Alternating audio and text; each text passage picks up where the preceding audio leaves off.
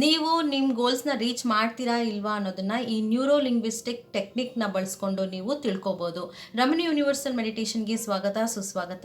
ಇವತ್ತು ನಾನು ನಿಮಗೆ ಈ ನ್ಯೂರೋ ಲಿಂಗ್ವಿಸ್ಟಿಕ್ ಟೆಕ್ನಿಕ್ನ ಹೇಳ್ಕೊಡ್ತೀನಿ. ಸಬ್ಕಾನ್ಷಿಯಸ್ ಮೈಂಡ್ನ ಹೇಗೆ ರಿವೈರ್ ಮಾಡ್ಕೊಳ್ಳೋದು, ನಿಮ್ಮನ್ನು ನೀವೇ ತಿಳ್ಕೊಳ್ಳೋದು, ನಿಮ್ಮನ್ನು ನೀವೇ ಟೆಸ್ಟ್ ಮಾಡ್ಕೊಳ್ಳೋದು. ನಿಮ್ಮ ಬ್ರೈನಲ್ಲಿ ನೀವು ನಿಜವಾಗ್ಲೂ ಕೇಪಬಲ್ ಇದ್ದೀರಾ, ನೀವು ನಿಮ್ಮ ಗೋಲ್ಸ್ನ ನೀವು ರೀಚ್ ಮಾಡ್ತೀರಾ ಇಲ್ವಾ ಅನ್ನೋದನ್ನು ಫ್ಯೂಚರಲ್ಲಿ ಇವಾಗಲೇ ತಿಳ್ಕೊಳ್ಳೋಣ. ನಿಮ್ಮ ಸಬ್ಕಾನ್ಷಿಯಸ್ ಮೈಂಡ್ನ ನೀವು ರಿವೈರ್ ಮಾಡೋದು ಹೇಗೆ, ಹಾಗೆ ನೀವು ರೀಚ್ ಆಗ್ತೀರಾ ಇಲ್ವಾ ಅನ್ನೋದನ್ನು ನಾನು ಈ ವಿಡಿಯೋನಲ್ಲಿ ಹೇಳ್ಬಿಡ್ತೀನಿ. ಒಂದು ಟೆಕ್ನಿಕ್ ಇದೆ, ಅದನ್ನು ನೀವು ಬಳಸಬೇಕಾಗತ್ತೆ.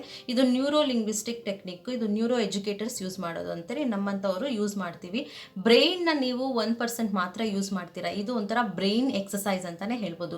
ಇದನ್ನ ನೀವು ಒಂದಿನ ಮಾಡಿ, ನೀವು ಮಾರ್ನಿಂಗ್ ಎದ್ದಾಗಿಂದ ನೀವು ಮಲಗೋವರೆಗೂ ನೀವು ಇದನ್ನ ಮಾಡಬೇಕಾಗುತ್ತೆ. ನೀವು ಒಂದು ಪೆನ್ನು ಪೇಪರ್ ನಿಮ್ಮ ಹತ್ರ ಇಟ್ಕೋಬೇಕಾಗುತ್ತೆ, ಇಲ್ಲ ಚಿಕ್ಕದಾಗಿ ನೀವು ಬುಕ್ ಏನಾದರೂ ಇಟ್ಕೋಬೇಕಾಗುತ್ತೆ. ನೀವು ಎವ್ರಿ 1 ಅವರ್ಗೆ ನೀವು ರಿಮೈಂಡರ್ ಇಟ್ಕೊಳ್ಳಿ. ಆ ರಿಮೈಂಡರ್ ಇಟ್ಕೊಂಡಾಗಲ್ಲಾನು ಅಂದರೆ 1 ಅವರ್ಗೆ ನೀವು ತಿಳ್ಕೊಬೇಕಾಗುತ್ತೆ ನೀವು ಏನು ಯೋಚನೆ ಮಾಡ್ತಾ ಇದ್ರಿ ಅಂತ. ಇವಾಗ ಸಬ್ಕಾನ್ಷಿಯಸ್ ಮೈಂಡು, ನಮ್ಮ ಮೈಂಡ್ ಏನಾದರೂ ಒಂದು ಮಾತಾಡ್ತಾ ಇರುತ್ತೆ, ಅದು ಏನು ಯೋಚನೆ ಮಾಡ್ತಾ ಇದೆ ಅನ್ನೋದನ್ನು ನೀವು ಬರ್ಕೋಬೇಕು. ಎವ್ರಿ 1 ಅವರ್ಗೆ ನೀವು ಬರ್ಕೋಬೇಕಾಗುತ್ತೆ. ನೀವು ಹೀಗೆ ಬರ್ಕೊಂಡು ಲಾಸ್ಟಲ್ಲಿ ನೀವು ನಿದ್ದೆ ಮಾಡೋದಕ್ಕಿಂತ ಮುಂಚೆ, ಅಂದರೆ ಬೆಡ್ ಟೈಮ್ಗೆ ಹೋಗೋದಕ್ಕಿಂತ ಮುಂಚೆ ಒಂದ್ಸಲ ನೀವು ನೋಡ್ಕೊಳ್ಳಿ, ನೀವು ಏನೇನು ಯೋಚನೆ ಮಾಡ್ತಾ ಇದ್ರಿ ನೀವು ಎವ್ರಿ 1 ಅವರ್ಗೆ ಅಂತ. ನಮಗೆ ಗೊತ್ತಿಲ್ದಿರ ನಾವೇನೋ ಮೈಂಡಲ್ಲಿ ಯೋಚನೆ ಮಾಡ್ತಾನೆ ಇರ್ತೀವಿ. ಇದನ್ನ ಯೂಸ್ ಮಾಡಿದ್ಮೇಲೆ ನಿಮಗೆ ಫನಿ ಅನಿಸುತ್ತೆ.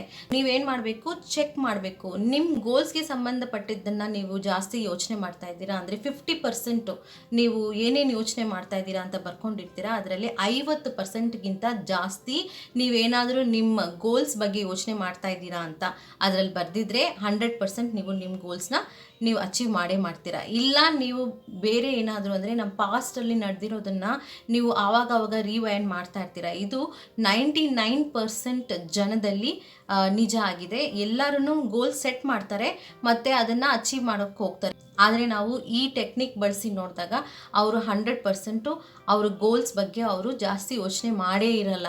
ಇಡೀ ದಿನ ಅವರು ಬೇರೆಯೇ ಯೋಚನೆ ಮಾಡ್ತಾ ಇರ್ತಾರೆ ಅವ್ರ ಪಾಸ್ಟ್ ಬಗ್ಗೆ. ಸೊ ಇದನ್ನು ನೀವು ಟೆಸ್ಟ್ ಮಾಡಿ ನೋಡಿ.